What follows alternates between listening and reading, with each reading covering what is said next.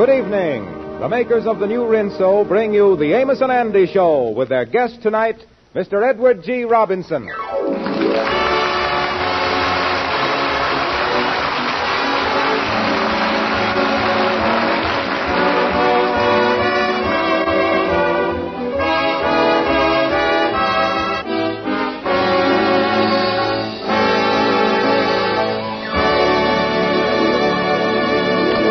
Well, it's New Year's Eve, and our friend Andrew H. Brown hopes to go out on a big date with the very attractive Amethyst Dunbar.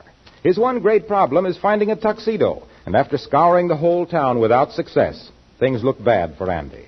At the moment, he is telling his troubles to Amos. So you couldn't find a tuxedo in the whole town, huh, Andy? Not one.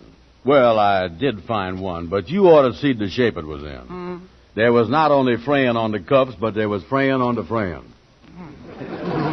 Yeah, that's bad, all right. Yeah, and my gal won't go out with me unless I dress up formal. Oh, the whole tuxedo situation is just like everything else this past year. You can't get nothing, nowhere, nohow. Yeah. I'll sure be glad when this crazy year goes out tonight. Well, Andy, it's just like, we got to learn to do without certain things. You know what Ruby made for supper tonight? No, what? What they call the eggless, milkless, butterless cake. Yeah, well, the way things is going, pretty soon we'll have a cakeless cake. Oh, this is a bad year. Substitutes for everything. Well, Andy, you know the reasons for it all. A certain man is trying to give the world a substitute for freedom, and while we is getting rid of that man, why, we got to give up a few things. Yeah, I guess so. Wait a minute. Come in, Kingfish. Well, how are you there, boys? How are you? Hi there, Kingfish. Well, what you look so down the dumps boat, Andy? Oh, I don't know. Andy is mad about what a tough time he done had this year. Well, I don't blame you, Andy. This year wasn't no rose for me neither. Wasn't there? No, look how I've been living. Me and my wife been fighting. Just finished another one. Sure enough. It seemed like at the end of every year, she takes all the little fights that we done had during the year and piles them up into one big one. That's what she does. Sort of a review of all the little fights in one lump is what we do. What is the trouble now, Kingfish? Oh, she brung up the time that I didn't want the kinfolks to visit us. She brung up the thing about me not taking the job as a doorman. Oh, yeah, I was there for that one. That was a battle, all right. It wasn't no skirmish, I know that. Then last summer, she gave me $35 to pay some bills and told me to put it away, and I forgot where I put it. I never did find the $35. Oh, I remember that. That was last summer, yeah. Yeah, that started last summer, still going on. And the funny part of it is, I don't know what I done with it. Oh, we've been going hot and heavy with argument. Well, I don't see why I is sitting here sympathizing with you. I still got to get a tuxedo by 9 o'clock tonight. Well, you going to a party, Andy? Sure, I got a date with Amethyst Dunbar. Oh, you is, huh? Yeah, but she won't go out with me unless I got on a tuxedo. And I is crazy about that gal. Yeah, I don't know what you're going to do, Andy, if you can't rent one. Need a tuxedo. Yeah. Of course, I would lend you mine free, Andy, but I done sent it down to Georgia to my wife's brother to get married in, and he ain't sent it back yet. Yeah. Oh, Andy's crazy about the gal he got a date with, too. You know, I was just thinking, maybe through my disconnections, I might be able to dig you up a tuxedo somewhere myself. How much would you be willing to pay, Andy? Well, of course, I don't want to pay too much. Oh, I would protect you there, you know. But on the other hand, it wouldn't be right to pay too little. No, but if you could find me something somewhere along there in between, not quite too much and almost too little, that'd be all right. Oh, I am sure that we can work out something, Andy. Name your price. $2. Name another one. Look, Kingfish, if you think you know where you can get Andy a tuxedo, why don't you find out how much it's going to cost and then let Andy know about it? Well, you see, Amos, unless I knows how much Andy's got, it's kind of hard for me to dicker. Yeah. But the trouble is, Kingfish, I don't know whether you is dickering the tuxedo man or dickering me. What you think of me trying Henry Van Porter? Maybe he ain't using his tonight. No, now, wait a minute. Don't call up Henry. You wouldn't want to wear that old tuxedo Henry's got. Why wouldn't he, Kingfish? What's wrong with it? Yeah. In the first place, his tuxedo got so many mark holes in it that unless you put on underwear made out of the same material, people are going to think you're wearing a polka dot suit. That's what they're going to think. Yeah, that's bad, all right. Oh, don't worry, Andy. I'll find you a tuxedo. I'll even get you a right size, 44. I know that. Meet me at the Lodge Hall in an hour, and I guarantee I'll have you one. Okay, Kingfish. Get on the job right away and don't fail me. Count on me, son. I'll do everything I can to help you. Yeah. Well, I tell you, Andy, if the Kingfish digs up a tuxedo, I'll lend you that old set of studs I got for your stiff bosom shirt. Oh, great, Amos. Thank you. I could use them, all right. You know, the last couple of formal fairs I done went to, I had to take a pencil and draw some studs over the buttonholes. Yeah, well, I tell you what, Andy, you call me up at home if you want the studs, and I'll bring them right over to you. Okay. Gee, I sure hopes that Kingfish comes through.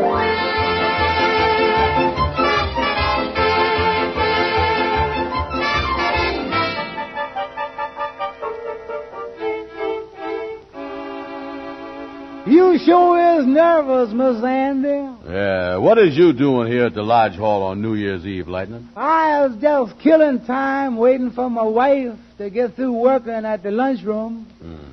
Then we're going to a New Year's Eve party. Yeah, well, you ain't seen the Kingfish around here, is you, Lightning? No, sir, Miss Andy, I ain't. I've been sleeping in the reading room. Look like I'm going to be up till 12:30 tonight, so I won't be in shape. Well, you can sleep late in the morning, can't you? No, sir, I got to get up at 7:30 to wake up my wife so she can get to work, you know. Seem like I always on the go. Yeah. Well, the thing for you to do, Lightning... Hello there, Brother Andy. How is you? Oh, Kingfish, did you get me a tuxedo? Well, yes and no, Andy. I done found a man that's got a tuxedo that fits you. The question is you got the money to fit the tuxedo? Now, that's the thing. How much does the man want? Well, now, I tell you, Andy, this fellow works in a defense plant. Yeah. And everything with him is by the hour. Now, I done tried to sell him the idea of 75 cents an hour for renting you the tuxedo. But he said that from 4 to 12 is the swing shift. It happens to be $1 an hour. That's the scale. That's $8. But, Kingfish, I can't get the tuxedo back by 12 o'clock midnight. I don't want people at the party saying the old year went out at 12 o'clock and Andrew Brown went out at 11:30. Maybe you could get it back by 1 o'clock, Miss Andy. Quiet, Lightning. Andy, let's say that it do run till 1 o'clock. Well, to tell you the truth, Kingfish, it'd most likely be 2 o'clock before I get home. Then, in case we decide to have some scrambled eggs or something after that, why, the whole thing might accumulate up to 5 or 6 o'clock. I sure is a lot accumulating in it. Yeah. Well, now, the thing is, Andy, after midnight, the rate on the tuxedo goes up to $1.50 an hour. See, the man wants time and a half for overtime on the suit. That's the way that is. Let me see. That's $8. $4 more dollars at $1.50. That's $6, ain't it? 8 and 6 is 14. No, Andy, it's more than 14. You see, after midnight, it's New Year's Day, and on holidays, he gets double time. That's the way. Well, now listen, Kingfish, I gotta have that tuxedo suit. But all the money I got to my name is $18, and I don't... Now, wait a minute. Now, there is a coincidence. That is the biggest coincidence I'd ever run into. Yes, huh? That happens to be exactly the price that I talked the man down to, $18. Now, give me the money, Andy, so I can close the deal with the man before he changes his mind.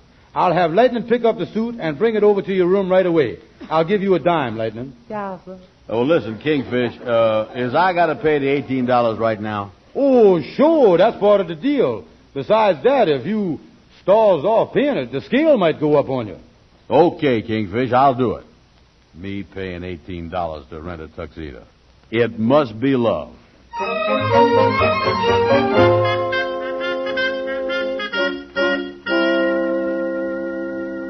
Here's the tuxedo, Miss Andy. Yeah, hurry up and unpack the box there, Lightning, and let's look at it. It's getting late, you know. Yeah, sir. Here it is now. I'll put them on. That's it, Miss Andy. Yeah, let me see here.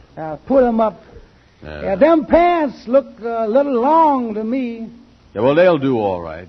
Give me the coat. Yeah, sir, here. I'll slip this on. Yeah, it's a 44, all right. Now, tell me this. How do it look? Pretty good, Miss Andy. That sure look like an old style tuxedo or something, though. Yeah, it do, don't it? I guess it ain't out of style too long, though. I wonder how old it is. Sometimes they got a label on the inside coat pocket that's got the date on it. Yeah, let me see here what it say. Yeah, the writing ain't too clear. March the 23rd, 1924. Wait, here's the name of the man that owns it. George Kingfish Steve. Lightning, this suit belongs to the Kingfish. And he charged $18 for it. That big bum. This is a fine way to finish up the year. This is the climax to everything. Well, he sure has done pulled a fast one on you. Yeah. Well, I guess there ain't nothing I can do about it right now. No, sir, it ain't. Listen, Lightning, stop by Amos's house and tell him to bring the studs over here. Yeah. Oh, me, this is a mess. Well, I guess I'll have to forget it. Listen, Lightning, I think I'm going to take a little snooze till Amos gets here. That's all this year's been good for anyway. Yeah, sir. Well, I'll get going. I better take off your coat so you ain't going to wrinkle it all up. Yeah, I'll leave on the pants. I won't get them wrinkled. Yeah. Oh, boy. Sure feel good to stretch out here. Thank you for bringing me this suit, Lightning. Oh, me. Boy, is I tired. You want me to close the door, Miss Andy? What, the door? Close it. Yeah, sir. Oh, no, it's close.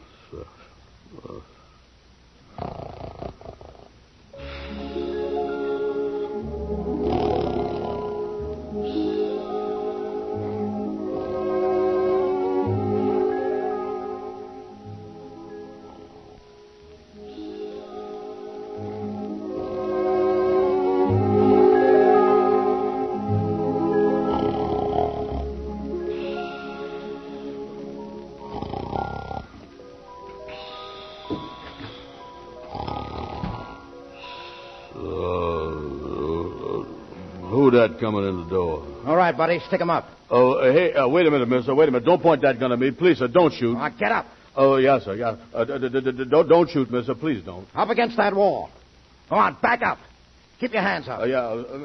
Mister, you can have anything I got. I don't want anything you got. All I want to do is to hide out here for a couple of hours. Yeah, sir, mister. Yes, sir. Yes, sir. You can hide. I'll help you, mister. And now, take it easy, buddy. You ain't got nothing to worry about. I just want to lay low here till midnight. Pull down that shade. Yes, sir, yes. Mister, that suit you was wearing, ain't you a convict? So what? I made my getaway from the death chamber, and I'm supposed to die at midnight. Now, what's it to you? Oh, yes, sir. Well, who is you, mister? What's your there happens name? to be a number. Here it is, on the shirt, see? 1943. Yeah. Excuse me, Mr. 1943, but what was you in for? Plenty of things, plenty, but mostly murders. They thought 1917 was tough, and they thought 1929 was pretty bad. 1917. 1929. And, mister, that number on your shirt there, 1943. Them numbers mean something. Yeah. Them is years. Catch on quick, don't you? Mister, by any chance is you... Yeah, you guessed it, buddy. You're talking face to face with a year. 1943. That's me. Yeah, sir. And this is the last day of the year. And you were supposed to die at midnight. Yes, sir, I can see what you mean by murders. You've been bad, all right. Now, never mind. Skip that part of it, buddy. Time is short, and I got to talk to somebody, so you stand there and listen. Yes. Mister, please let me go, sir. Let me talk to you some other night. There won't be any other night, see? This is my last chance. All I want to do is talk, tell you what's deep down in here. Yes, sir. Yeah. You see, buddy, when a year realizes that it only has a few more hours to live, a lot goes through his mind. Especially a year like me, a tough year. Yes, sir. I was just thinking about all the floods and the shooting, bombings and stuff like that. Yeah, I know. You're like everybody else, glad to get rid of me. So what? I'm gone. It's just that I hate to leave without somebody knowing that it wasn't all my fault. Yeah, well, you was leaving things in a mess, mister. Yeah, well, it could have been different, too, buddy. But when I was a kid, I met a lot of wrong guys, and I'm taking the rap. What you mean? Well, I got mixed up with a guy named Adolf. I didn't have enough sense to see that he only looked tough because he was picking on little fellas. Now, when it's too late, I can see that the guy who thought he was too smart to hang wallpaper is going to wind up hanging himself. Yes, sir. I see what you mean. Yeah, and then there was a fat kid in the neighborhood by the name of Benito. Yeah, I used to say to him, Benny, let's play checkers. And he'd say, no, let's help Adolf play London Bridge is falling down. Yeah, and then there was a half pine by the name of Tojo. He lived over on the west side. He showed me how to sneak up on people and let them have it in the back. Yeah, well, what kind of people live where you live, Mr. 1943? Wasn't there no nice kids? Oh, yeah, sure.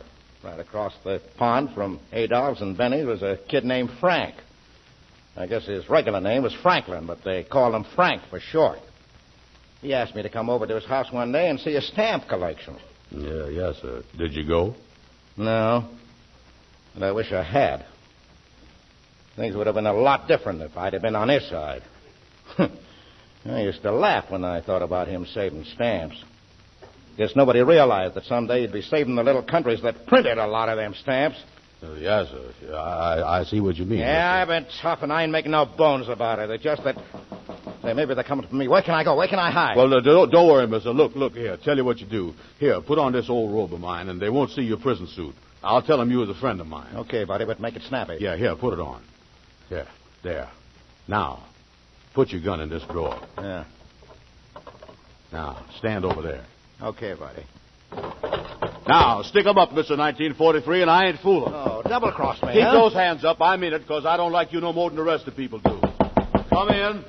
Well, hello there. Well, say, what's going on here? Amos, stand over here by me. I got him. That's a criminal. He was supposed to die at midnight. He ain't just a man. Look at him. He is a year. Look at the number on his shirt. 1943. Oh, yeah, he's a tough guy, Andy. Yeah, I'm going to call the police and turn him in. Okay, you got me, Bud, but the cops will never get me. I'll be gone before they get here. Well, what would we do, Amos? Wait a minute, Andy. Maybe we won't turn him in. But Amos, he been the worst criminal of all of them. That's right, Andy. 1943 has been bad. Full of suffering, crime, and heartaches and everything else. All right. Don't pull your punches. I can take it. Tell them how I killed 6 million people. Set fire to churches. And put swastikas where crosses used to be. That's right, 1943. The world will never forget your sins. But you know, no matter how bad a person is, if you will look hard enough, you can find a little good in him. Good. 1943, you put out a lot of lights all over this world. But as you leave us tonight, we ought to remember that you left the light burning in the Statue of Liberty. Oh. You noticed that, huh? Yeah, sir, and there's other things, too. With all the bad things you has done, you still let somebody find enough time to print more copies of a certain book than was ever printed in 1 year before. The Holy Bible. Say, that's right.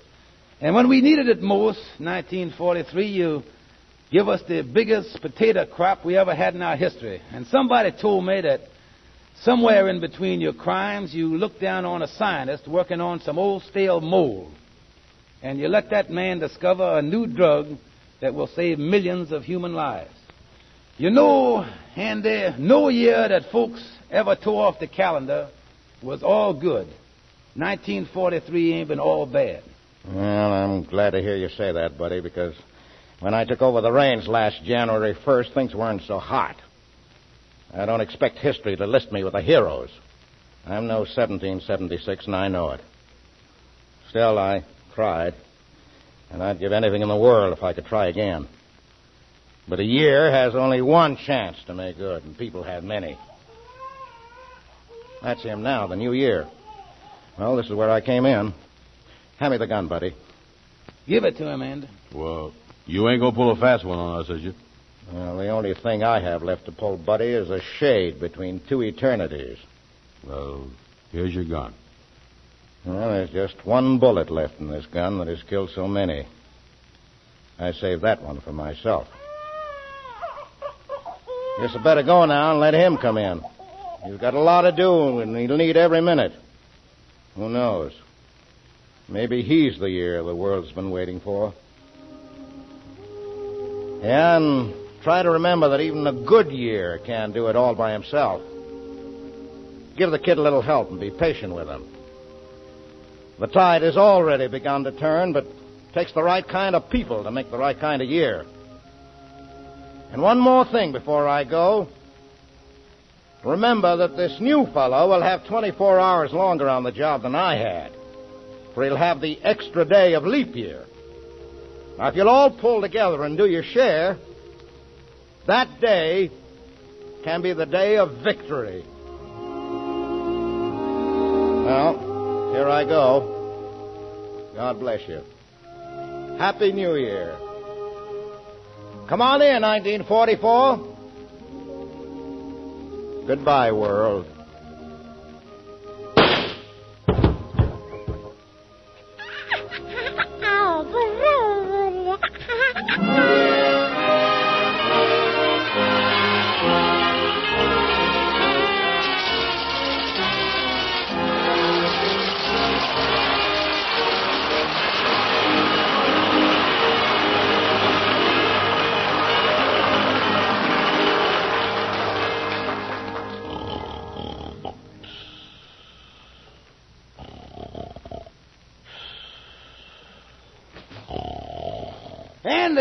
Andy, wake up. Huh? Andy, I brung you the studs. Hello. Oh, me. Why did that 1943 have to go and shoot himself? He was the best year I done ever talked to. Andy, you must have been having a nightmare. Wake up. Come on, you got a date. You're going to be late if you don't hurry. Oh, me. Amos, I guess you was right in letting him go, though. What? Well, he sure appreciated them nice things that you said about him. Who, Andy? 1943. Andy, you feel all right? Oh, me? Yeah, sure. Come on, Andy, pull yourself together. Here, I'll hold your coat for you. Here. Cool. Oh, yeah, okay. Yeah. Oh, yeah, let's see how this tuxedo coat look on me. It's supposed to be a 44. It's an old style. Yeah, I can see that. Yeah, how do it look? Let me see. Well, the shoulders don't fit bad. Take the stuff out the pocket. It's kind of bulging there on the side, Andy. There ain't nothing in the pocket. There's something in the pocket. Oh, I tell you it ain't. I got my hand in there now. Wait a minute. I do feel something. Let me lift it up. Look, there's something in the lining.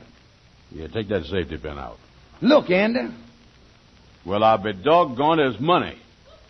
10, 20, 30, 35. Amos, this is the $35 the Kingfish was telling us about that he never remembered where he put it. That's it, all right, Andy. Amos, hand me my hat and cane, son. Andy, you sure do look great. Oh, Amos, I'm telling you, this is a perfect 44.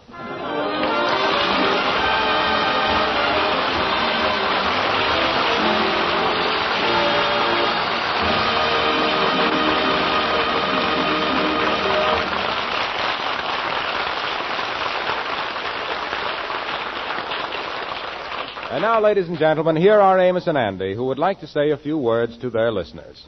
How do you do, ladies and gentlemen? Hello, folks. Well, this being New Year's Eve, we have asked permission to say a few words to our friends on the air. At this time of the year, we would like to let you know how grateful we are to you. We wouldn't feel right to let this old year pass over the hill without expressing our deep appreciation for the people who sponsor this program and make it possible for us to be here. That is Lever Brothers, the people who make Rinso. We can truthfully say that since we have started our half-hour show in October, that we have never been treated with such cooperation and understanding in our entire radio career. We told you once before about going through and seeing a make soap, and we can tell you from experience that the product we represent, Rinso, is the greatest product of its kind. And we've had many letters from our listeners telling us that. We hope you folks don't get mad if you don't find that your grocer don't have it on the shelf, because sometimes the grocer doesn't have it there. There's no Rinso on the shelf. but it's well worth waiting for. He's getting it as fast as it can possibly be made. And by waiting for it, you'll be helping yourself and helping us a lot, too. At the end of the year, everybody sort of takes inventory, and in our checkup at the end of 1943 tonight, we find that we are rich in friends.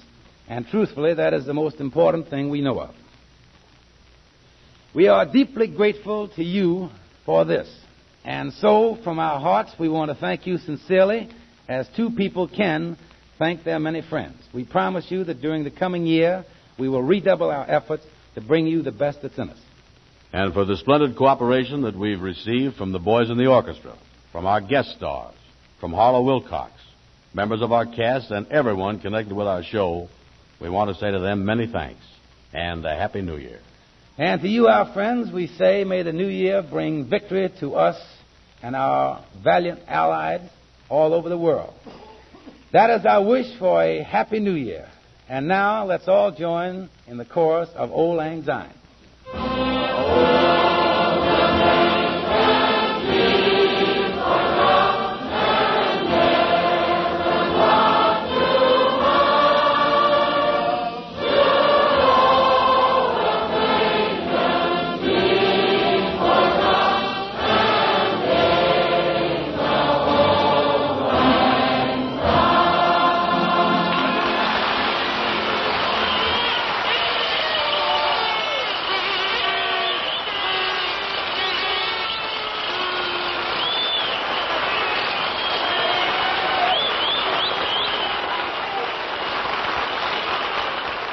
Perhaps you're lucky enough to have your loved one in the service home on leave, and you wouldn't be human if you didn't want to know about everything he's doing, nor would it be unnatural for him to want to tell you. And yet that very enthusiasm, that desire to confide, can bring tragedy. Even when you're with family or friends and are sure no enemy agent can hear, it isn't safe to mention items of war information. Remember, things which don't seem important to you may be of vital importance in a link of information. So don't ask and don't tell where our soldiers are, how many there are, how they are being transported, when they're going, or what kind of duty they're going on. If you do hear it from someone, don't repeat it. If you see it yourself, don't repeat it. But if you read it in the newspapers or hear it on the radio, you can talk all you like. Otherwise, mum's the word. Join us again next week at the same time for the Amos and Andy Show, when the boys' guest will be the motion picture star Pat O'Brien. Our thanks to Edward G. Robinson for appearing with us tonight. He may currently be seen in the Universal picture Flesh and Fantasy. This program is broadcast to our armed forces everywhere. This is Harlow Wilcox bidding you good night and repeating from all of us to all of you, Happy New Year!